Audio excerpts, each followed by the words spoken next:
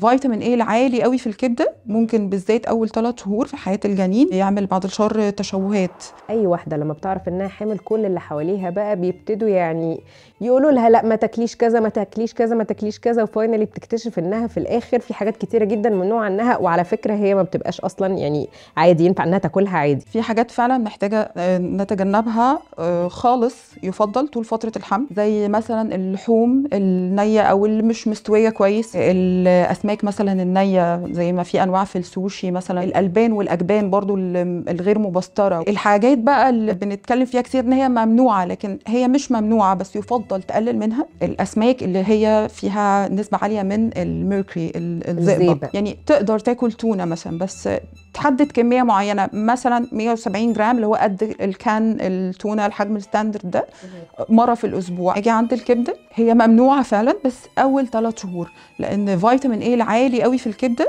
ممكن بالذات اول 3 شهور في حياه الجنين يعمل بعد الشر تشوهات. بعد كده اقدر برضو اكل كبده لان خلاص بيبقى التكوين الجنين يسمح بكده، بس بكميات محدده. التمر ممكن تقلله خالص في بدايه الحمل وبعد كده ما بيبقاش فيه مشكله، بالعكس في الشهور الاخيره لو الام ناويه مثلا تولد طبيعي او كده بيقول لها لا كلي بقى ساعتها تمر علشان يساعد في الانقباضات.